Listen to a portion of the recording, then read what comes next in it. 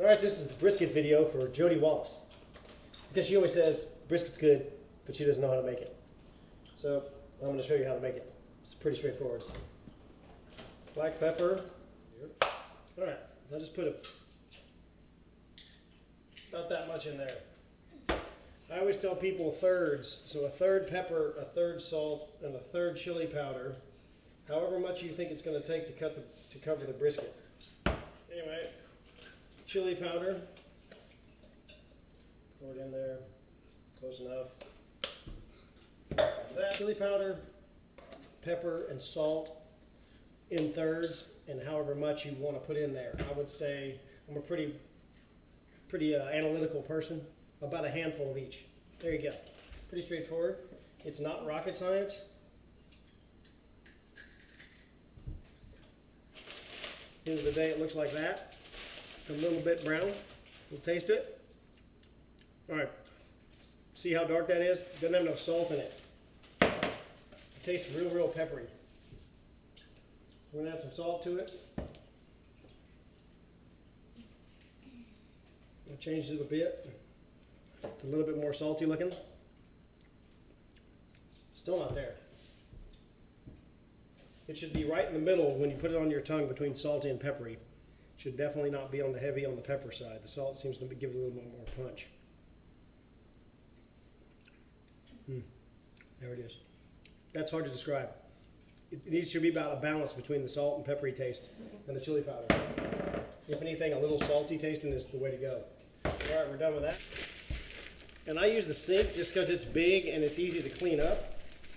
And you're just going to sort of make a mess here with the spices. All right, you got your spices as I showed you right here. Looks it's a little bit salty.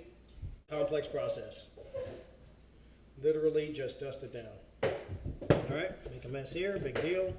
That's why you put it in the sink. You see all that in the sink? Here's the side that's not done.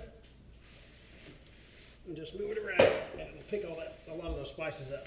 Like I said, this is a whole lot better in the sink. As you can see, it's kind of a messy process because it's such a big piece of meat. Whatever.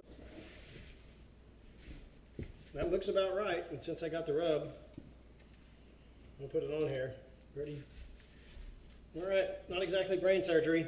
You can see I put cling wrap over this pan, and it's red because it's Christmas. And that's all I had, but it doesn't matter. Plastic wrap, sticks to itself. Grab your giant piece of meat. Doesn't matter which side's up or down. Set it on here.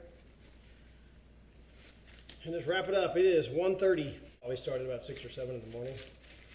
Just wrap it up like that. And I always flip it over on this side. Put this in the refrigerator. And then I'll start it off in the morning. Okay, here's our fire. You can see it's roaring pretty good. It's hot pretty quick, sort of sears when it's in there.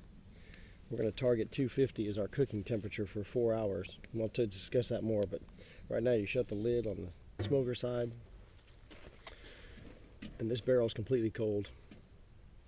And it's got to heat up. You can see the temperature is only 215. It's going to climb up. It'll probably get to 350. Don't sweat that. Go ahead and let it ride. Control temperature with this. Once I get it going, I'll probably have the smoke here, have the damper there.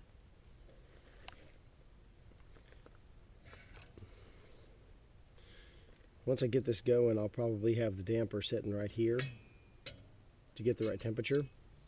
But for now, I'm going to open it up so this barrel can heat up and heat up the whole smoker. And then I'm going to throw the brisket on here in a minute. So this is 5 minutes later. No big deal. I'll open the pit. Pull our saran wrap off.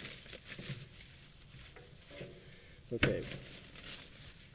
On a brisket, there's a fat side, which is this white, stiff side. And there's the meaty side, okay? I cook my brisket 4 hours, fat side up in here. There we go. Pretty straightforward. It's about 450. The brisket's been on 45 minutes or so. Let it cook. Actually, this side's a little bit darker, and this side's not.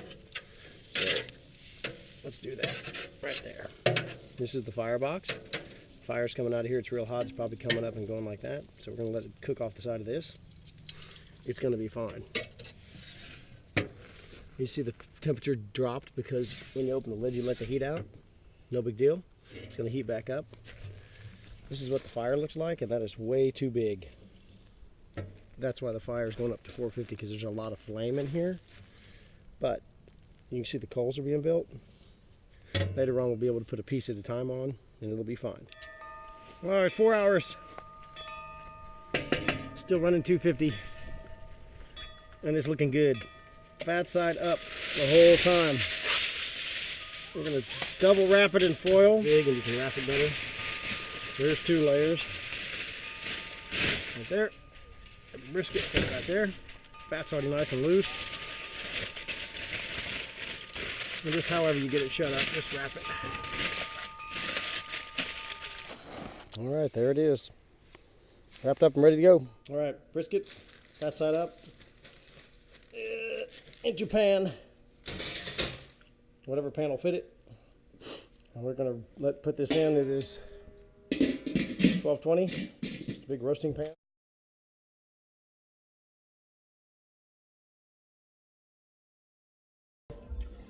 All right, Jody, there it is. Look at the big knife fat. That looks really tasty. This is the fat, and it should just scrape right off like that. Oh! And when it does, you know you've done the right thing. Mrs. Fowler's, when you see these lines in it, that's how Mrs. Fowler likes it real. She likes the meat real loose. With some good music in the background is always helpful. There's dancers. And then there's 2 pieces of meat here.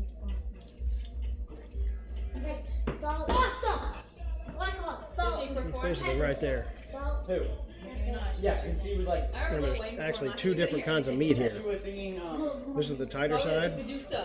Super They call this the point. Yeah, and she So you got real tight sliceable brisket on this side, and you got the loose stuff here. That's it. Cut it this way, cross grain. If you cut it with the grain, it'll be stringy, but if you cut it this way, it's real tender. Of course, this stuff's perfect. So